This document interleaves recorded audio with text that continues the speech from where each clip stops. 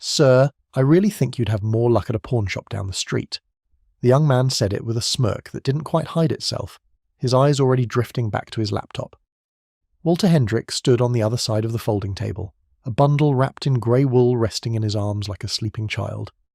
He was 75 years old, wearing a coat that had seen 2 decades of Nebraska winters, and his hands had the kind of tremor that comes from a life, not an illness. He didn't argue, he didn't raise his voice, he just looked down at the bundle, then up at the man in the navy polo, and he said quietly, "It was my grandfather's." The young appraiser smiled the way people smile when they think they're being patient. If you believe old men and old things deserve to be treated with respect, type the word honor in the comments right now. Walter Hendricks had lived in the same house on the edge of Grand Island for 51 years. His wife, Eileen, had picked the place in 1974 because the kitchen window faced east, and she liked to watch the sunrise while she made coffee. She had been gone 11 years now. The house was still full of her. The curtains she had sewn, the wooden spoons worn smooth by her hands, the photographs she had framed and hung and refused to let him move. Walter kept everything where she had put it. He had a quiet routine, a small pension from 43 years working on the BNSF rail line as a signal technician, and 3 things he refused to sell: his wedding ring, Eileen's sewing machine, and the bundle wrapped in a grey wool blanket that had spent the last 36 years at the back of his bedroom closet, behind a stack of tax returns and beneath a shoebox of Christmas cards. The blanket had belonged to his grandfather. So had what was inside it. Walter had only unwrapped the bundle twice in his life. Once when he was 14, and his grandfather Thomas had sat him down at the kitchen table and said, "Son, I need you to understand what this is, because one day it'll be yours, and you'll need to know what you're carrying." And once, the week after Eileen died, when he had unwrapped it and sat looking at it for 2 hours, thinking about loss and history and the way certain objects keep their weight no matter how many years pass. He had not unwrapped it today. He had only carried it, because someone had told him the firearms experts coming through Omaha were the best in the country, and because something his grandson had said at Thanksgiving had stayed with him all winter. But what Walter did not know as he stood holding that bundle in the fluorescent light of the convention hall, what he could not know, was that the men behind the table had already decided before he even finished saying hello exactly how much of their afternoon he was worth. The convention hall at the Omaha Embassy Suites smelled like stale coffee and industrial carpet cleaner. It was a Saturday in late March, and the spring thaw had turned the parking lot into a mess of brown slush. Inside, the Heartland Firearms Appraisal Tour had set up along the far wall of the main ballroom. 6 folding tables pushed into an L shape, draped in black cloth, each one manned by appraisers in matching navy polo shirts, with a small embroidered logo over the heart. They had come through Omaha once a year for the last decade, and the line to see them usually wrapped around the inside of the hall by 9 in the morning. It was nearly 2 in the afternoon now, and the line had thinned to a slow trickle, mostly older men in Carhartt jackets, a few collectors with briefcases, a handful of sons bringing their fathers' deer rifles in for insurance purposes. The lighting was bad. It always was in hotel ballrooms. The overhead fluorescents hummed at a frequency that gave some people headaches, and the light they cast made every piece of metal look 5 years older than it was. That, more than anything, was why the young appraisers at the front tables had gotten into the habit of making snap judgments. You couldn't see details in this light. You had to go on instinct. An instinct, for men in their late 20s who had spent most of their professional lives on Instagram, tended to look at an old man in a cheap coat and write the appraisal before the firearm ever left its wrapping. Trevor Nash had been doing this circuit for 3 years. He was 28, tall, handsome in the manufactured way that came from dental work and good barbers, and he had almost 7,000 followers on a YouTube channel where he reviewed tactical accessories. He had been the one to tell Walter about the pawn shop. He had done it, in his own mind, as a kindness. But the man sitting at the far end of the tables, the one with grey hair and a slight stoop, the one who had been quietly sipping coffee while the younger men laughed and joked all morning, had lifted his head exactly once in the last 40 minutes. He had lifted it when Walter walked into the room, and he had not taken his eyes off the bundle in Walter's arms since. Walter had driven 92 miles that morning to get to Omaha. He had left the house at 6:30, stopped for gas in Aurora, eaten a bacon sandwich in the parking lot of a Casey's General Store, and arrived at the Embassy Suites just before 9. He had stood in line for almost 5 hours. In that time, he had watched a man in front of him have a Winchester Model 70 appraised at $1,100, and a woman behind him have her father's Remington 870 valued at $4. He had listened to the young men behind the tables make their pronouncements with easy confidence, the way men pronounce things when they have never been wrong about anything important. When it was finally his turn, Walter stepped forward and placed the bundle gently on the folding table. He didn't unwrap it. He wasn't sure he was supposed to. Trevor Nash looked up, registered the coat, the age, the slow, careful way Walter's hands settled the bundle on the cloth, and gave him the smile. "What have you got for us today, sir?" "It was my grandfather's," Walter said. "I was told you could tell me what it's worth." Trevor nodded. He had heard that sentence maybe 200 times in 3 years. It almost always preceded a rusty .22 that had been left in a barn. He reached for the bundle. Walter's hand moved, just slightly, a reflex, and then settled. Trevor noticed. He noticed the way the old man's fingers hovered for half a second before pulling back, and something about that hesitation made him less careful, not more. He unwrapped the wool blanket with the quick, impatient motions of a man who had already decided what was inside. The wool fell away, and for a moment Trevor didn't say anything. The firearm on the table was longer than a rifle and shorter than a shotgun. It had a wooden stock that had been handled so many times the grain was worn smooth in 2 oval patches where a thumb would rest. The metal was dull, pitted with surface rust in places, and the front grip had a distinctive vertical design that looked almost like a pistol handle mounted under the barrel. Trevor blinked at it for about 3 seconds. Then he remembered who he was. "Okay," he said, and the smile was back. "So, this looks like some kind of old Thompson-style piece. Replica, probably. Or a parts gun. You know what those are, sir?" Walter did not answer right away. He was watching Trevor's hands. His grandfather, Thomas Hendricks, had been a man who handled firearms with the kind of reverence you usually only see in priests handling sacraments. He had taught Walter, at the age of 7, the correct way to pick up a long gun.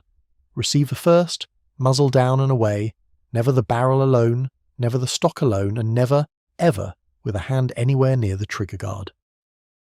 Trevor had picked up the Thompson by the barrel. He was holding it now in one hand, turning it in the bad fluorescent light, while Walter watched. A parts gun is when somebody takes pieces of different firearms and puts them together to make something that looks like the real thing, Trevor explained. He was using his YouTube voice now, the patient, slightly louder register he used for explaining basic concepts to his followers. There's a lot of these floating around. People think they have a real Thompson, but it turns out to be a mishmash of reproduction parts and old surplus, especially in this condition. See this rust here? And look at the finish on the receiver. This has been abused. A second appraiser, a younger man named Colt, who had been adjusting the price tag on a display of holsters, wandered over to see what Trevor was looking at. He picked up the weapon's original owner's manual, a folded, brittle piece of paper that had fallen out of the blanket, and glanced at it without really reading it. "Oh yeah," Colt said, grinning. "Classic. Somebody's grandpa told them it was real, and they've been believing it for 40 years. Trevor laughed. It was not a cruel laugh exactly. It was the laugh of a man who thought he was in on a joke that nobody was being hurt by. Walter did not laugh. He was looking at the owner's manual in Cole's hand. He remembered the first time he had seen that manual. He had been 9 years old, sitting on his grandfather's back porch in Kearney, and Thomas Hendricks had opened it slowly, pointed to a stamp on the inside cover and said, "See that?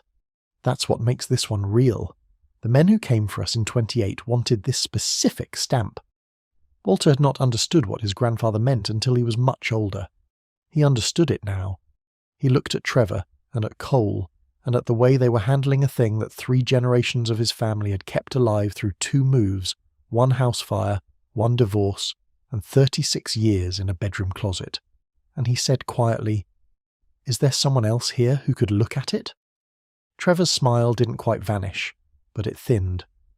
What Walter did not see, because his eyes were on Trevor, was that the grey-haired man at the end of the tables had set down his coffee cup. He had stood up, and he was already walking across the room. To understand what was happening in Walter Hendricks's chest at that moment, you would have to understand that he had spent 61 years preparing for a conversation he was afraid to have. His grandfather had died in 1990 at the age of 83 in a hospital bed in Kearney, Nebraska. Walter had been 39 years old. He had held his grandfather's hand in the last hour. and Thomas Hendricks, who had been a Marine corporal in the 2nd Regiment, who had spent 18 months in the jungles of Nicaragua between 1927 and 1929, who had watched 7 men in his platoon die before he was 22 years old. Thomas Hendricks had looked at his grandson and said, in a voice almost too soft to hear, "Walt, you have to keep it, and you have to tell them who carried it. Promise me you'll tell them." Walter had promised. He had made that promise with his grandfather's hand in his, with the hospital monitor beeping softly in the corner, with the winter light coming through the blinds in pale slats across the blanket. And then his grandfather had closed his eyes. Walter had gone home, and he had wrapped the Thompson in the grey wool blanket that had been folded at the foot of his grandfather's bed, and he had put it in the back of his closet, and for 36 years he had not told anyone. Not his wife, though Eileen had known, of course, because a marriage doesn't keep secrets like that. Not his son, who had moved to Phoenix at 22, and who Walter saw at Christmas. Not his daughter, who had died of cancer in 2011. Not his grandson Ethan, who was 15 now, and who had asked him at Thanksgiving, with the kind of casual curiosity teenagers have, "Grandpa, do we have, any old family stuff? Like antiques or anything?" Walter had not answered the question, but that night, lying awake in the dark at 2 a.m, he had thought about his promise. He had thought about what it meant to carry a thing, and what it meant to keep a thing hidden. And he had decided that before he died, and he was aware at 75 that the horizon was closer than it used to be, he wanted somebody who knew what they were looking at to hold the Thompson, and confirm that it was what his grandfather had said it was. That was why he was standing in a hotel ballroom in Omaha.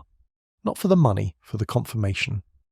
For the moment when somebody who understood these things would look at the stamp near the chamber and nod, and Walter would be able to tell Ethan, the next time he saw him, what his great-great-grandfather had carried through the hills outside Ocotel in the summer of 1927. The man walking across the ballroom was named Harold Weaver, and he was 67 years old. Harold had spent 19 years with the Bureau of Alcohol, Tobacco, Firearms and Explosives, 12 of them in the technology branch, where his specific job had been to authenticate historical firearms for federal court cases. He had retired in 2015. Since then, he had consulted for 3 museums, written 2 books about interwar American small arms, and joined the Heartland Firearms Appraisal Tour as its senior historical consultant. His name was on the tour's website under a photograph from 2018, in which he was wearing a dark suit and standing next to a Browning automatic rifle that had once belonged to a federal agent killed in the line of duty in 1934.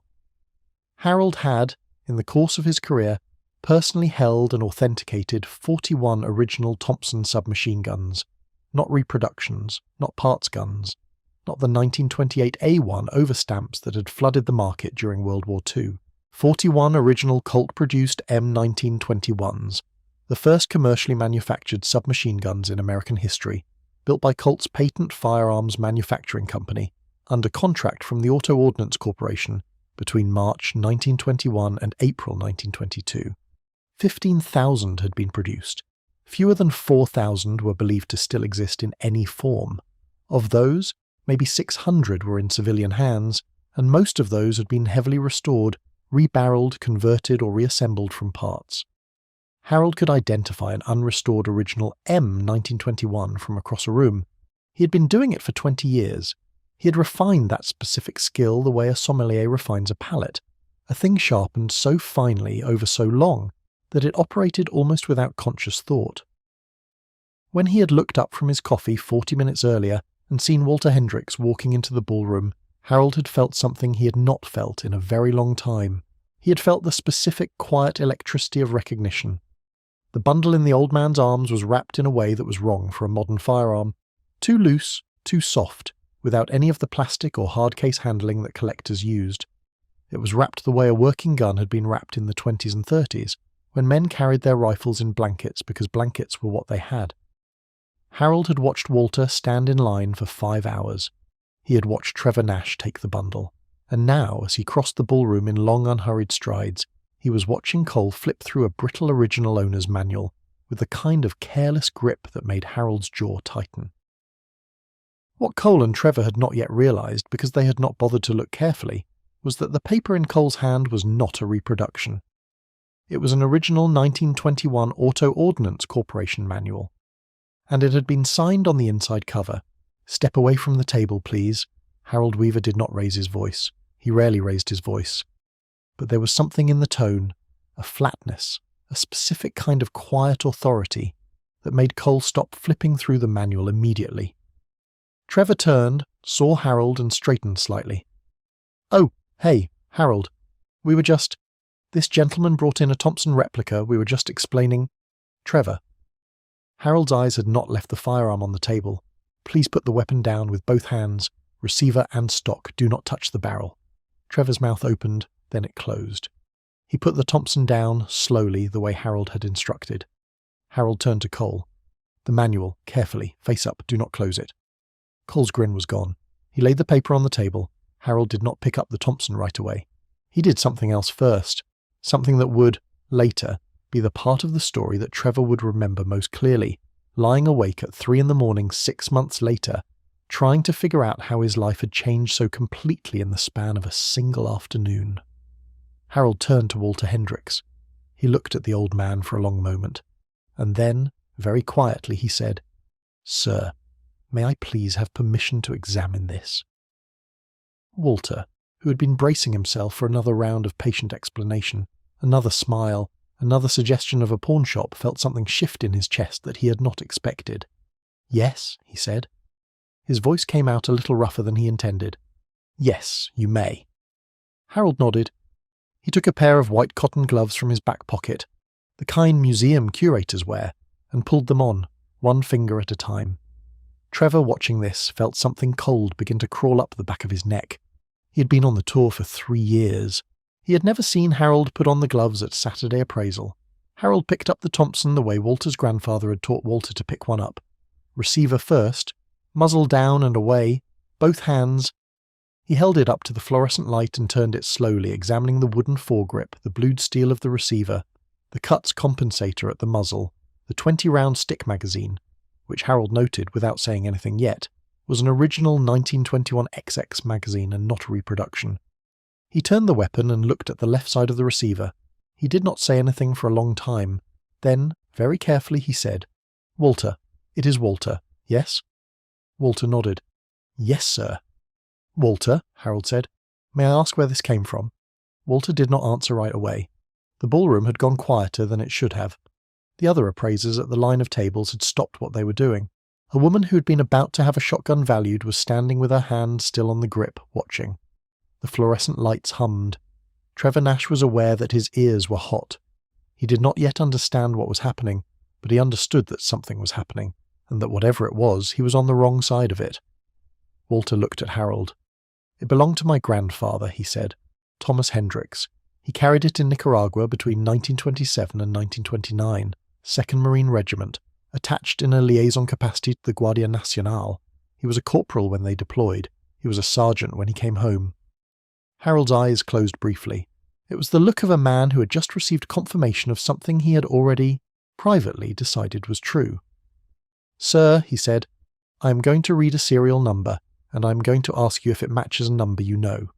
He turned the Thompson, found the stamp, and read the serial number aloud, a 5-digit number in the low 5,000s, which Walter had memorized at the age of 14 because his grandfather had made him memorize it. Walter recited the number back before Harold finished speaking. The two numbers matched. Harold set the Thompson down on a folded piece of black cloth that he had produced from somewhere. He stepped back. He looked at Trevor and Cole. His voice, when he spoke, was still quiet. "Do you know what this is?" Trevor swallowed. It's a Thompson. I said it was a Thompson." "It is a Colt manufactured M 1921 Thompson submachine gun," Harold said. "Serial number in the documented first production run. Original receiver. Original barrel with factory cuts compensator. Original forestock, unrestored. Original stick magazine, one of approximately 1,100 surviving examples of that specific pattern. It is accompanied by its original Auto Ordnance Corporation owner's manual, which has been signed on the inside cover by Brigadier General John T. Thompson, the inventor of this weapon, personally. I have seen exactly 2 other signed manuals in my career, and both of them are behind glass in museums." He paused. The ballroom was completely silent now. "It is," Harold said, "one of the most important historical firearms I have ever been privileged to hold." Cole's face had gone grey. Trevor was staring at the weapon on the black cloth as though it had just transformed physically in front of him, and at the back of his mind, underneath the slow, creeping horror of understanding, Trevor was beginning to remember, with awful clarity, the exact words he had used when he had told an old man in a worn coat to try a pawn shop down the street. Harold Weaver had a way of delivering difficult truths. He did it in layers, the way a surgeon opens a wound, exposing only what needed to be exposed at the pace that allowed understanding to follow. He did not turn on Trevor and Cole. He did not shame them, not yet. He turned instead to Walter. "Sir," Harold said, "I would like, if I may, to tell the people standing here what they are looking at, because I don't think they know." Walter nodded slowly. He had not in his life been given permission to speak publicly about his grandfather. He had not been given an audience. He had not been given the room. He had not expected to receive one today. "Please," he said. Harold turned. He addressed the small crowd of onlookers, the other appraisers, the woman with the shotgun, the two old men who had come in together, a young woman in a green jacket who had been filming the exchange on her phone from the moment Harold had asked Trevor to step away from the table. "In the spring of 1927, Harold said, the United States Marine Corps deployed the 2nd Marine Regiment to the Republic of Nicaragua at the request of the Nicaraguan government. Their mission was to suppress an insurgency led by a man named Augusto Sandino. The Marines who deployed, fewer than 4,000, across the entire campaign, were some of the first American servicemen in history to be issued this weapon." He gestured carefully to the Thompson on the black cloth. The M1921 Thompson had been adopted by the Marine Corps just months earlier. The Marines were testing it under combat conditions for the first time. The weapon was heavy, 10 pounds unloaded, with a full magazine closer to 12. It was complicated. Most of the men who carried one had never fired an automatic weapon before. They had to learn, in combat, how to manage it. Harold's voice did not rise, but the silence around him had deepened to something almost reverent. "On the morning of July 16th, 1927, Harold said, a detachment of 37 Marines under Captain Gilbert Hatfield, stationed in the town of Ocotel, was attacked by approximately 800 Sandinista fighters. The battle lasted 15 hours. The Marines held the town. The Battle of Ocotel is considered one of the earliest coordinated dive-bombing attacks in the history of warfare, because when the Marines' ammunition began to run dangerously low, Marine Corps aviators flew in from Managua and conducted a close air support run that broke the assault. But before the planes arrived, the Marines on the ground had to hold out for 6 hours with what they had." He turned slowly and looked at Walter. "Your grandfather," he said, "was one of them." Walter Hendricks did not weep. He had done his weeping in private years ago, over the course of many nights, but his eyes, when Harold said those words, were wet in the way that old men's eyes get wet when a very long waiting finally ends. Harold turned back to the crowd. "Corporal Thomas Hendricks was 19 years old at Ocotel," he said. "He was from Kearney, Nebraska. He had enlisted in the Marines in 1926, 2 years out of high school. At Ocotel, he was one of 7 Marines carrying a Thompson submachine gun. During the 6 hours the detachment held the town without air support, Corporal Hendricks' position at the northeast corner of the defensive perimeter was assaulted 4 separate times. He personally repelled multiple infantry rushes, at one point alone, after the Marine beside him had been wounded. He was hit himself, once in the forearm, once in the thigh, and he refused evacuation both times. When the airstrike came in and the Sandinista forces withdrew, Corporal Hendricks had fired, by his own careful count in a diary that is now in the Marine Corps archives, 960 rounds through this weapon." Harold paused. He was decorated with the Navy Cross for actions at Ocotel.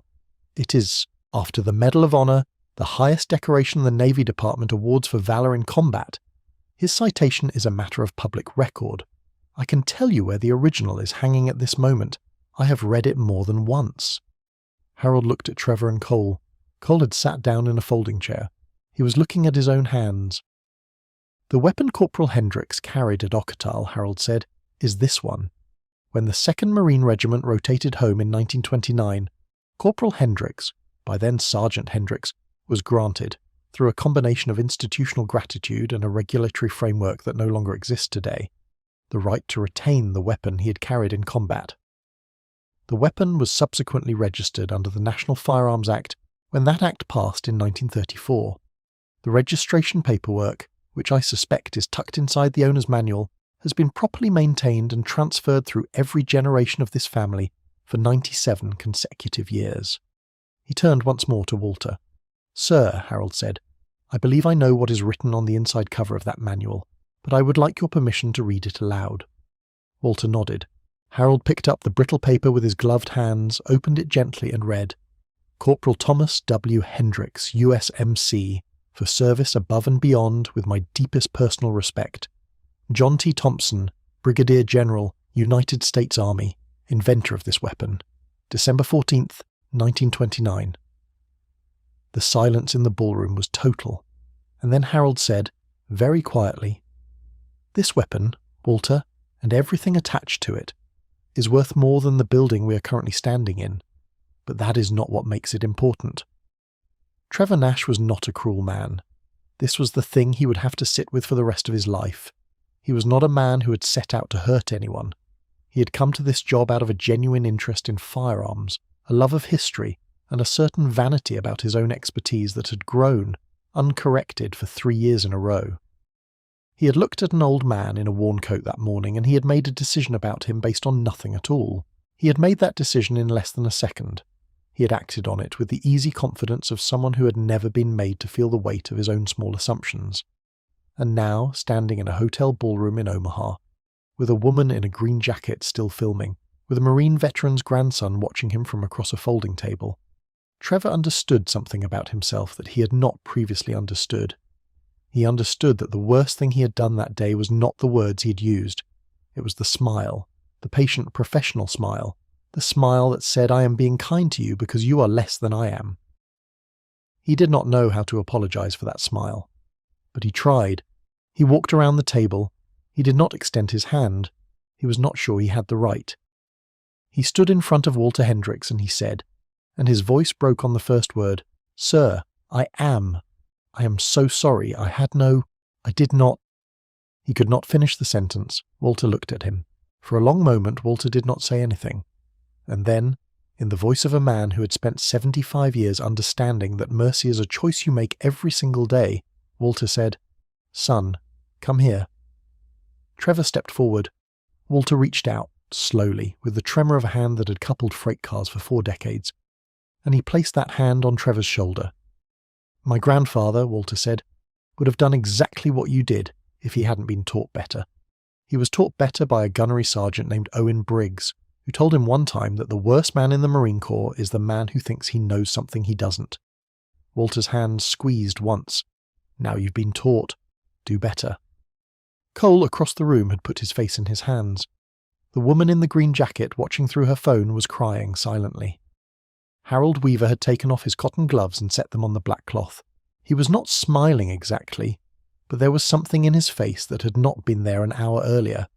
The look of a man who had waited 19 years in retirement to witness exactly this moment, and who understood, at last, what he'd been waiting for. The story of what happened next began to move across the internet before Walter Hendricks had finished his second cup of coffee that night. The woman in the green jacket was named Rachel Ortega, and she was 26, and she had been filming because something about Harold Weaver's walk across the ballroom had told her she was about to see something she would want to have a record of. Her phone had captured the whole of it: Trevor's dismissal, Cole's laughter, the moment Harold had set down his coffee, the reading of the serial number, the citation from John T. Thompson, Walter's hand on Trevor's shoulder. She had uploaded the video to her social media account at 3:47 p.m. Central Time. By 7 in the evening it had been viewed 400,000 times. By midnight it had been picked up by 3 different veteran-focused media outlets. By the next morning, it had been shared by the official account of the United States Marine Corps, with a caption that read simply, "Semper Fidelis, Corporal Thomas W. Hendricks, Navy Cross, Ocotel, 1927. Walter did not know any of this was happening. He had driven home to Grand Island at 5 in the evening, the Thompson rewrapped in its grey wool blanket and riding, seat-belted, in the passenger seat of his 1998 Ford F-150. He had stopped for gas in Aurora again. He had made himself a grilled cheese sandwich when he got home. He had eaten it standing at the kitchen sink, looking out through the window Eileen had loved, at the Nebraska sky going dark. He had not told anyone. He was not sure who he would have told. And then, a little after 9, the phone rang. It was his grandson. Ethan was 15, and his voice on the other end of the line was the voice of a boy who had been crying. "Grandpa," Ethan said. "Grandpa, I saw... There's a video. Is that you?" Walter sat down slowly at the kitchen table. "Yes," he said. "Yes, Ethan. That was me." "Grandpa," Ethan said, and then he couldn't say anything else for a while. Walter waited. The kitchen clock ticked. After a long time, Ethan said in a very small voice, "Grandpa, why didn't you ever tell me?" And Walter Hendricks, who had kept a promise for 36 years, who had carried a thing in silence through half a lifetime, said the only thing he could think of to say, "Because, son, I was waiting for you to ask." What Walter did not yet know, as he sat at his kitchen table talking to his grandson for the first time about a war that had ended 97 years earlier, was that in 72 hours the phone was going to ring again, and it was going to be a call he had never in his life imagined himself receiving. The call came from Quantico, Virginia. The voice on the other end was polite and careful, and it belonged to a brigadier general in the United States Marine Corps, whose name Walter did not catch the first time, because his ears were ringing. The general introduced himself a second time, more slowly. He explained that he was calling in his personal capacity, not officially, and that he had seen the video, and that the Marine Corps would be honoured, if Walter was willing, to arrange a visit to the National Museum of the Marine Corps in Triangle, Virginia, where Corporal Thomas Hendricks's Navy Cross citation was, in fact, displayed on a wall in the interwar gallery, alongside photographs from the Battle of Ocotel. Walter did not know the citation was on a wall. He had not known the Marine Corps had a museum. He said yes. He said it quietly, with his hand over his mouth. 3 weeks later, Walter Hendricks stood in the interwar gallery of the National Museum of the Marine Corps, wearing the only suit he owned, looking at a black and white photograph of his grandfather at 22. The photograph had been taken in Managua, in the autumn of 1929, 3 days before Thomas Hendricks had rotated home. In the photograph, his grandfather was holding the Thompson, the exact Thompson. Walter was able to stand there and know, with certainty, that the weapon in the photograph was the same weapon he had carried through an Omaha convention hall in a grey wool blanket. The museum had asked Walter if he would consider a loan, not a donation. The Corps would not ask a family to give up something like this, but a long-term loan with full attribution for public display. Walter had thought about it for a long time. He had thought about his grandfather's promise, keep it and tell them who carried it.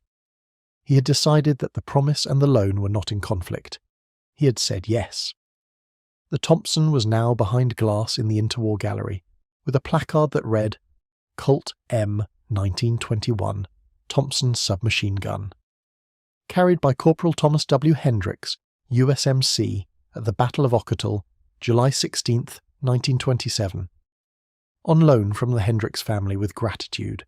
Ethan had come with Walter to the museum. He was 16 now. He had stood in front of the glass for a very long time, and when he had finally turned to his grandfather, there had been tears on his face, and he had said, in a voice that was beginning to deepen into the voice of a man, "Grandpa, I want to know everything. I want to know all of it." Walter Hendricks still lives in the house at the edge of Grand Island. He still makes his coffee in Eileen's kitchen, still watches the sun come up through the window she chose, still keeps her sewing machine exactly where she left it. He's 76 now. He goes to the museum once a year, always in the spring, always with Ethan. They stand in front of the glass together. They do not talk while they stand there. They don't need to. Trevor Nash is no longer with the Heartland Firearms Appraisal Tour. He left of his own accord 3 weeks after Omaha. The last anyone heard, he was volunteering as an unpaid research assistant at a small military museum in Kansas City, reading through interwar after-action reports, learning to identify original firearms from across a room. He has not started a new YouTube channel. Harold Weaver wrote Walter a letter. It was 6 pages long, handwritten, and it said in part, "I have held 42 Thompsons in my life. I will never hold another one that mattered the way yours did. Thank you for carrying it to me." Walter keeps the letter in the top drawer of his bedroom dresser, next to Eileen's wedding ring. The lesson of this story is one Walter himself would never speak aloud, because old men who have earned the right to speak almost never do, but it is the one every quiet hero leaves behind them in the world. People walk past heroes in grocery stores. They stand behind them in line at the pharmacy. They see them in worn coats with tremors in their hands, carrying things wrapped in blankets, and they have no idea what those things mean, or what those hands once did, or what debts the living owe to men who have never asked to be noticed. If this story moved you, subscribe to the channel and share it with someone who needs a reminder that dignity does not wear a uniform. And if you know an old man with a quiet story, go ask him. He has been waiting his whole life for you.